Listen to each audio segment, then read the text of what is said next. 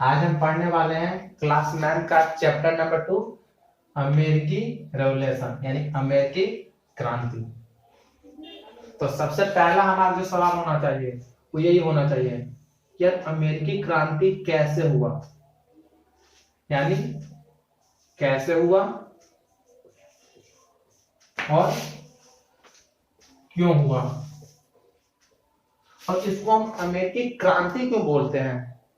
इसको हम विद्रोह क्यों नहीं बोल सकते, इसको हम आंदोलन क्यों नहीं बोल सकते। तो सबसे पहला सवाल ये मेरे का है कि अमेरिकी क्रांति ही क्यों, अमेरिकी विद्रोह क्यों नहीं, अमेरिकी आंदोलन क्यों नहीं। और इसका जवाब हमें मिलेगा क्लास के सबसे लास्ट में, जब हम पूरी तरीके से अमेरिकी क्रांति पढ़ चुके होंगे, अमेरिका की घटनाओं को पढ़ चुके होंगे, तब हमें एक्चुअली में पता चलेगा कि क्रांति शब्द क्यों लगाया गया यहाँ पे। लगाने को हम विद्रोह लगा सकते थे, लगाने को हम आंदोलन लगा सकते थे, लेकिन हमने क्रांति लगाया। तो अमेरिकी क्रांति में मेनली इसको 3 चरणों में पढ़ेंगे। फेस 1 में पढ़ेंगे पृष्ठभूमि। जब भी आप कोई बुक लेते हो तो उसका पहले पेज पे लिखा होता है कि पूरे बुक में क्या है, जिसको हम प्रेफेस बोलते हैं, पृष्ठभूमि। दूसरा चीज कारण यानी रीजन, और तीसरा चीज महत्वपूर्ण घटनाएं, इंपॉर्टेंट इवेंट। इसके बाद हम एक चीज पढ़ेंगे कि अमेरिकी क्रांति कैसे पूरे पूरे विश्व में प्रभाव डाला इसने। इसको बोलते हैं इवैल्यूएशन, एनालाइज, जिसको हम बोलते हैं कि एनालाइज करना इस क्रांति से। तो पहले हम 3 चीज को पढ़ेंगे, एक पृष्ठभूमि, दूसरा कारण और तीसरा महत्वपूर्ण घटना। तो सबसे पहले हम शुरू करते हैं पृष्ठभूमि को, यानी जो हमारा फर्स्ट हेडिंग होगा वो हो जाएगा प्रीफेस, पृष्ठभूमि। पृष्ठभूमि, इस पृष्ठभूमि को समझने से पहले आप एक चीज और समझ लें कि जब दुनिया में औद्योगिक क्रांति हुआ,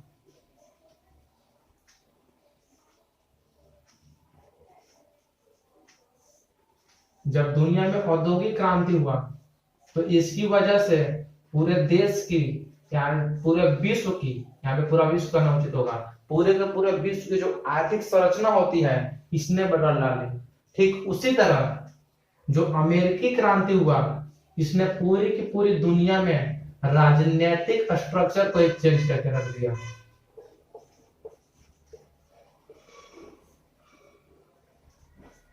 तो हम यहाँ ये भी समझने की कोशिश करेंगे कि अमेरिकी क्रांति की वजह से कैसे पूरे के पूरे विश्व में राजनीतिक संरचनाएं चेंज हो गई। इसको हम बोलते हैं राजनीतिक क्रांति, यानी अमेरिकी क्रांति एक राजनीतिक क्रांति है। कैसे, हमारा अगला सवाल होना चाहिए कि अमेरिकी क्रांति एक राजनीतिक क्रांति है कैसे। इसका भी जवाब हमको वीडियो के सबसे लास्ट में मिलेगा जब हमारा चैप्टर खत्म हो जाएगा। सबसे पहले हम शुरू करते हैं प्रीफेस। तो मेनली 3 रीजनों की वजह से। पहला वातावरण, इसको हम क्लाइमेट बोलते हैं, इसको हम मानसून भी बोल सकते हैं। दूसरा नेचुरल हार्बर बोलते हैं,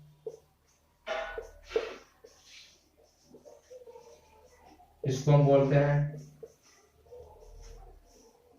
प्राकृतिक बंदरगाह। और तीसरा एरिया ऑफ रिसोर्स।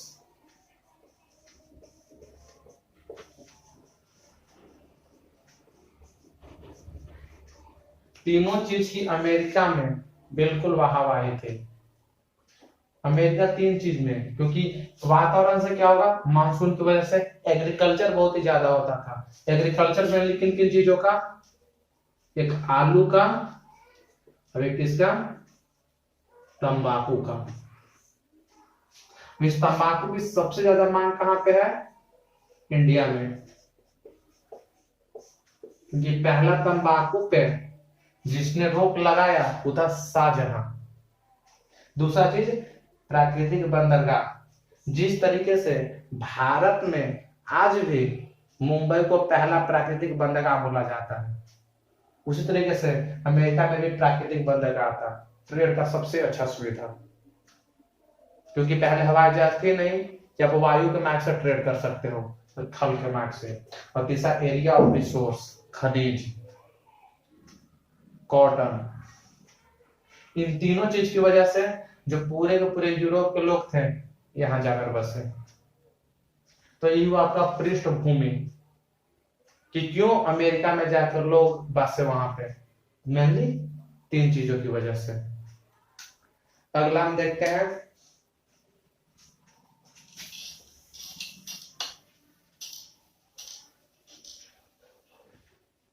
सेकेंड चीज को देखें, सबसे महत्वपूर्ण है रीजन, कारण। मेनली यहाँ पे हम इसके 4 रीजन पढ़ेंगे। पहला, आर्थिक कारण। दूसरा,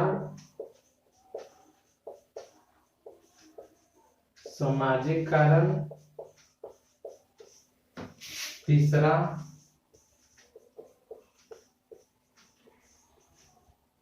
बौद्धिक कारण। और चौथा, तत्कालिक कारण।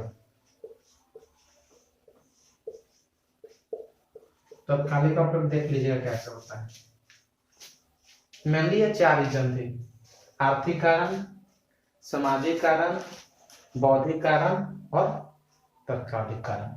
इन तीनों वजह से, इन 2 वजह से मेनली आदमी में असंतोष बैठा हुआ था कि यार ब्रिटिश हमारा नुकसान कर रही है। लेकिन तत्कालिक कारण में जो घटना घटी, इस घटना से पूरा का पूरा अमेरिका में विद्रोह शुरू हो गया। अमेरिका में स्वतंत्रता की मांग होने लगी और बाद में यही स्वतंत्रता क्रांति में चेंज हो गया। उसको भी हम समझेंगे कैसे।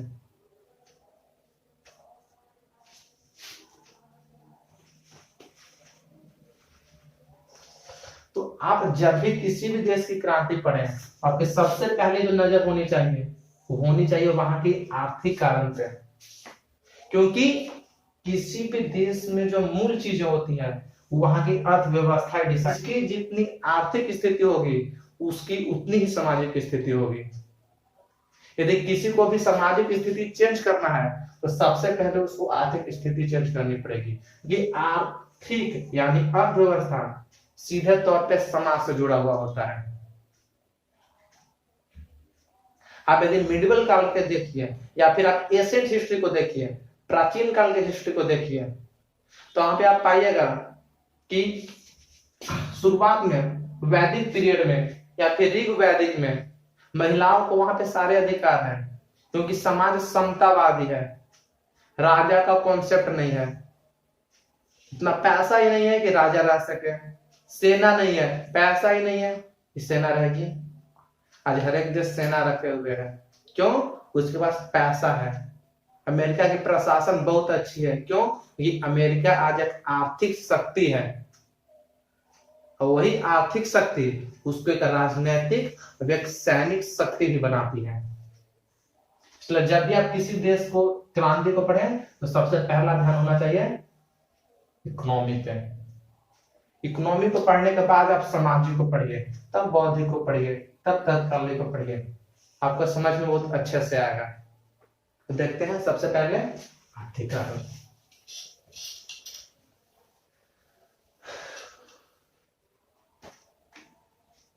तो 17वीं शताब्दी के शुरुआत में जो ब्रिटेन की जो महारानी हुई क्वीन एलिजाबेथ, उन्होंने सेटलमेंट ऑफ पॉलिसी के तहत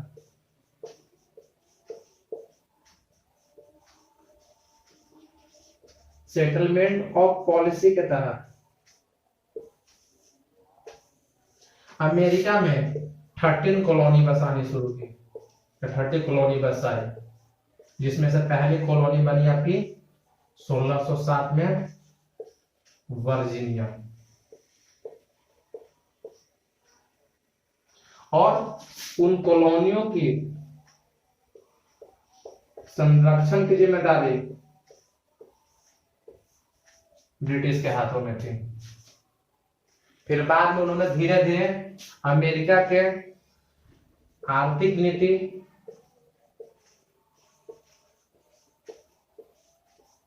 में हस्तक्षेप करना शुरू कर दिया। कैसे? आपका अगला सवाल यहाँ पे होता है। पहले तो उन्होंने 13 कॉलोनियां बसाई सेटलमेंट ऑफ पॉलिसी के तहत 17वीं सेंचुरी की शुरुआत में। फिर उनका संरक्षण दिया कि इनकी जिम्मेदारी हमारी है, हम इनको देखेंगे। फिर उनकी आर्थिक नीति में, यानी अमेरिका के आर्थिक नीति में हस्तक्षेप करने लगे, उनका आर्थिक रूप से शोषण करने लगे। कैसे? यहीं पे आप जस्ट फ्यूचर मैप लगाओ, जहां पे आपको पता ना चले वहां पे एकदम फ्यूचर मैप लगा दो, क्योंकि हिस्ट्री में यदि आप फ्यूचर मैप नहीं लगाओगे तो आप कुछ भी नहीं सीख पाओगे। Without future map history possible ही नहीं है। यहाँ पे लोग अंडरलाइन करके पढ़ते हैं, अब पूरा पढ़ लेते हैं, पता ही नहीं चलता है कि क्या पढ़ा है उन्होंने।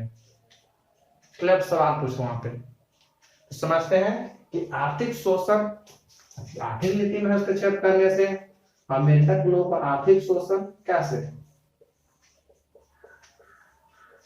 कैसे? तो एविडेंस देते हैं, प्रूफ।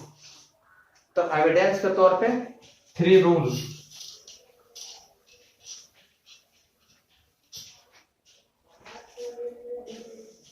ब्रिटिश द्वारा अमेरिकी कॉलोनी पर लगाए गए 3 रूल।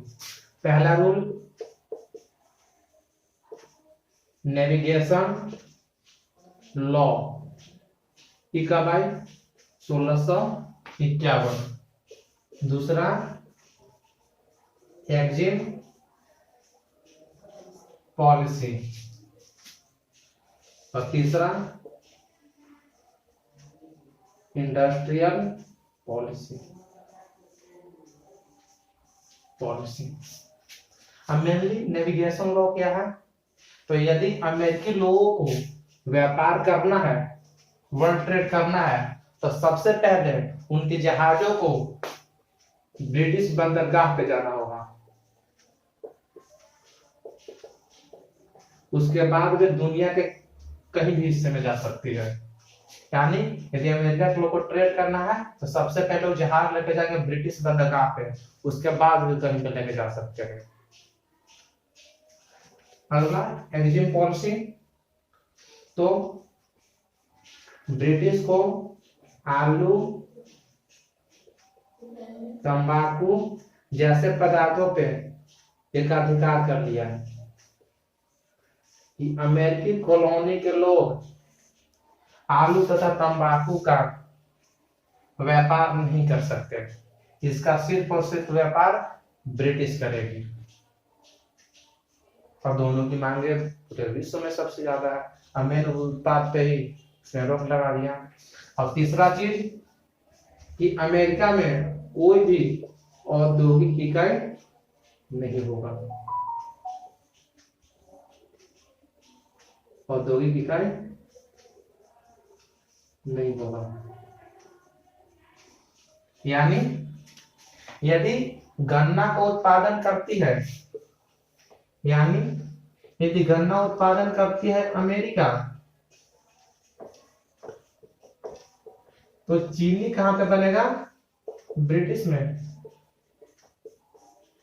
यानी आप सिर्फ कच्चे माल का उत्पादन कर सकते हो, आप उससे नया प्रोडक्ट बना ही नहीं सकते हो।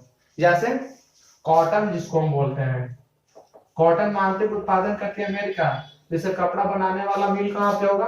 तो ब्रिटेन में।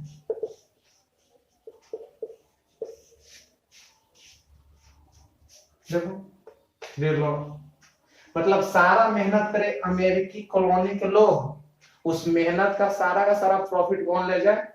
ब्रिटिश कंपनियां, ब्रिटिश पार्लियामेंट, ब्रिटेन के लोग। तो इन तीनों की वजह से अमेरिका में तो बिल्कुल रहेगा एक असंतोष की भावना, या मेहनत हम करें और सारा का सारा प्रॉफिट कौन लेके जाए। और वैसे भी एक चीज कही गई है कि जब भी आपका आर्थिक और राजनीतिक नीति कोई और बनाएगा तो इसमें कोई शक की बात नहीं है कि इसका चांस बढ़ता है जो आपका शोषण करेगा। हमारे यहाँ पे भी किया उन्होंने। हमारे यहाँ का आर्थिक, सोशल, पॉलिटिकल सारा नीति कौन बनाते थे? British parliament. हम 200 सालों तक शोषित रहे। जब भी आप किसी के अंदर अधीन रहोगे तो इसकी चांस बहुत ही ज्यादा है कि आपका शोषण होगा ही होगा। अब इन 3 लॉ की वजह से अमेरिका का शोषण तो हो ही रहा था। अमेरिकी लोगों के मन में तक निराशा थी ही थी। इस सारा का सारा मेहनत करें हम, और ना ही हमको मतलब यदि हम व्यापार करना चाहे तो उसमें भी इन्होंने एक ऐसा रूल लगा दिया कि ब्रिटिश बंदरगाह पे जाएंगे। जो सबसे ज्यादा बिकता है उसका व्यापार हम कर ही नहीं सकते हैं, और कोई भी अच्छा गुड्स उत्पादन हम बना ही नहीं सकते हैं। तो अमेरिकी लोगों के मन में थी पहले से। इसकी वजह से क्या हुआ? अमेरिकी लोगों में एक पेन तो था ही था, एक दर्द तो दर्द था ही था, उनमें असंतोष तो कहीं ना था ही था। वे ब्रिटिश से कहीं ना कहीं नाराज थे। ये होगा पहला कारण, आर्थिक कारण। पहला नेविगेशन लॉ, ब्रिटिश बंदरगाह पे आपको जाना होगा। अगला एक्जिम पॉलिसी, अब तंबाकू और आलू का एक अधिकार है ब्रिटिश पर, ब्रिटिश लॉ कोई उसका कर ही नहीं सकता है व्यापार। और तीसरा जो मॉडर्न इकोनॉमी की जान है, इंडस्ट्री, कैपिटलिज्म। अब विदाउट इंडस्ट्री कैपिटलिज्म आएगा कहां से? पैसा आएगा कहां से? अब इंडस्ट्री आप लगा नहीं सकते हो अपने देश में। आज भारत की स्थिति इसलिए खराब है क्योंकि यहाँ पे इंडस्ट्री अपना है ही नहीं। जब इंडस्ट्री है ही नहीं तो यहाँ का इकोनॉमिक चेंज हुआ ही नहीं। जब इकोनॉमिक चेंज ही नहीं हुआ तो सोसाइटी कहां से चेंज होगा? तो यहाँ बात भी जाते प्रथा है।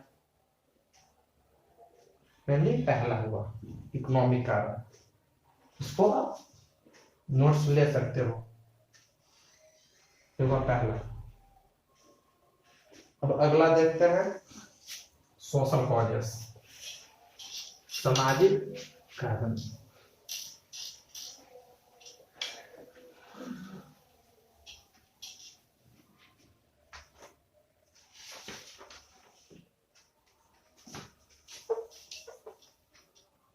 सोशल कॉजेस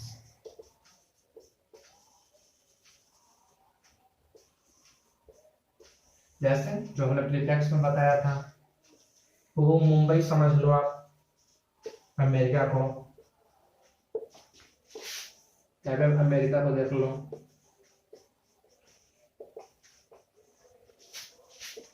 पहला बताया था वातावरण विकसित होने का, दूसरा बताया था बंदरगाह, प्राकृतिक बंदरगाह, और तीसरा बताया था एरिया ऑफ रिसोर्स।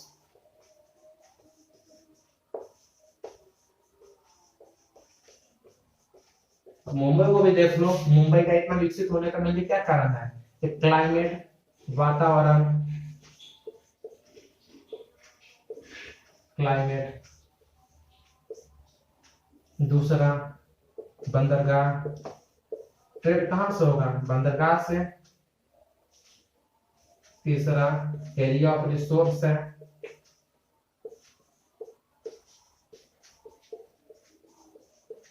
रिसोर्स है। तीनों चीज की वजह से मुंबई बहुत अच्छा कंडीशन है इसका, अमेरिका के लिए होगा, यही कारण है।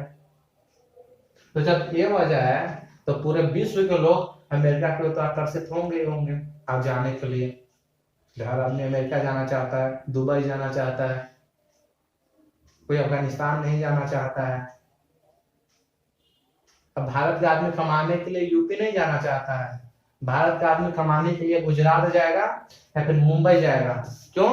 ये मुंबई इन कारणों की वजह से वहां पे आर्थिक समृद्धि है। तो जब इतना चीज होगा, इसकी वजह से लैंड ऑफ अपॉर्चुनिटी तो होगी। इसको हम बोलते हैं वादा की भूमि।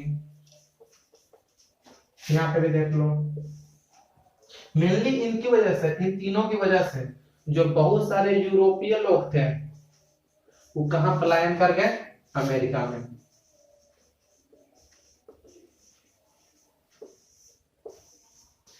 अमेरिका में।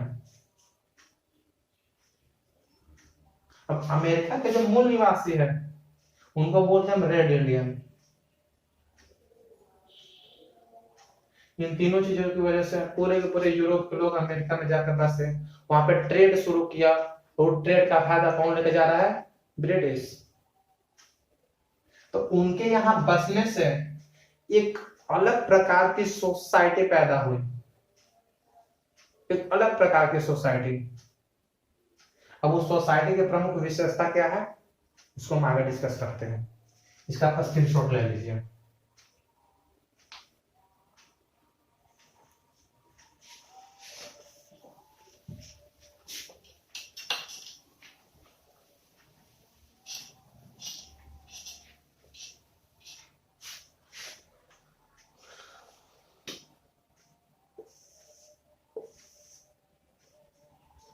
तो वहां पे मेनली सोसाइटी में 4 विशेषता है वहां की सोसाइटी की। पहली, डाइवर्सिफाइड सोसाइटी, लिखते यानी विभिन्नता का समाज।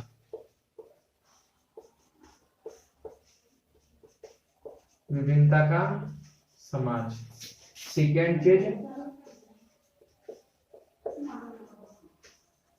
मातृभूमि से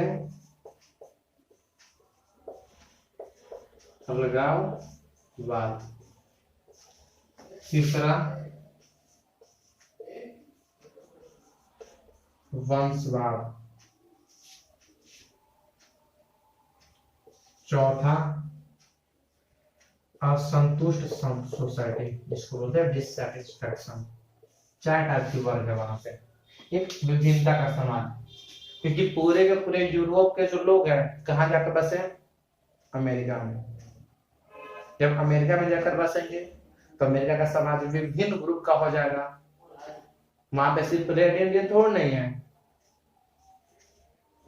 वहां पे मेनली यूरोप के बहुत सारे देश से लोग हैं, इटली के हैं, जर्मनी के हैं, फ्रांस के हैं। जब इतना चीज होंगे तो समाज अपने आप विभिन्न होगा। जब समाज विभिन्न होगा तो जो आदमी अब स्पेन से रहने आए कहाँ पे? अमेरिका में, अब उसका मातृभूमि से, अपने मातृभूमि से लगाव कम हो जाएगा। अब वो स्पेन के प्रति उतना लगाव उसका नहीं रहेगा, क्योंकि वो आके कहाँ पे बस गया? अमेरिका में। अब वो किसके प्रति लगाव महसूस करेगा? तब वो अमेरिका के प्रति लगाव महसूस करेगा। जो पुर्तगाल के लोग आकर बसेंगे वह पुर्तगाल के प्रति नहीं उतना लगाव रहेगा, उनका लगाव किसके लिए हो जाएगा? अमेरिका के लिए। अब अगला चीज, वंशवाद समाज। अब अमेरिका के सोसाइटी में बहुत सारे ऐसे लोग थे जो या तो अपराधी थे यूरोप के चर्च की नजरों में, या भगौड़े थे, क्योंकि वे जो लोग थे उस स्वतंत्रता की बात करते थे, लिबर्टी की बात करते थे, समानता की बात करते थे।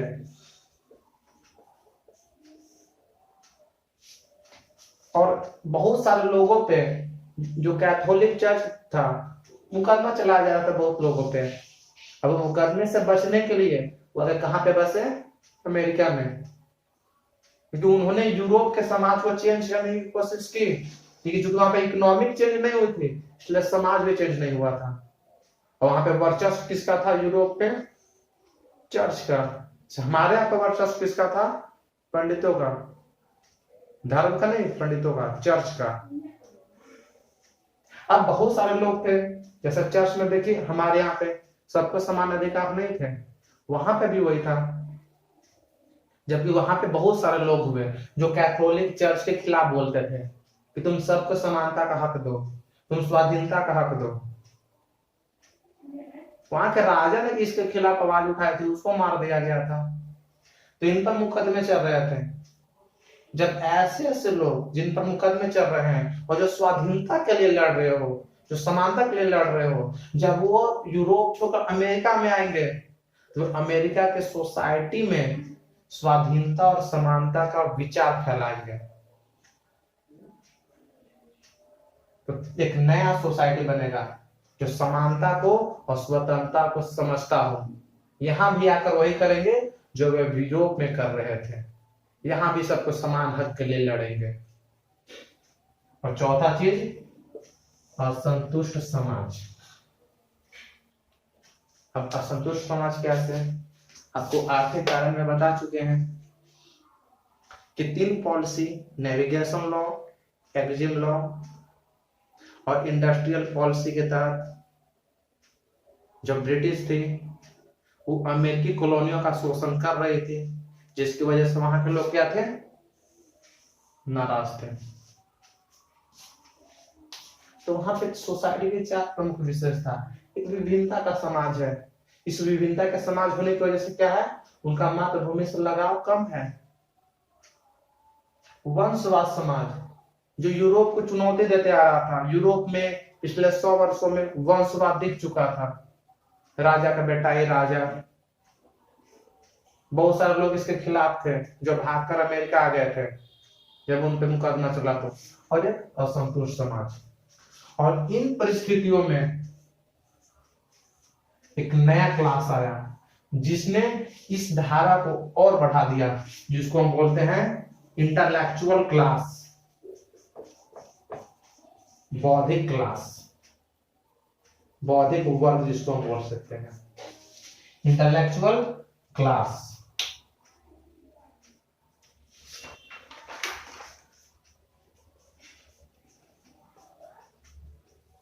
Intellectual class. इस इंटेलेक्चुअल क्लास ने जो इस माहौल था, इस माहौल में उन्होंने आग लगाने का काम किया, जिसमें से 3 सबसे प्रमुख नाम है।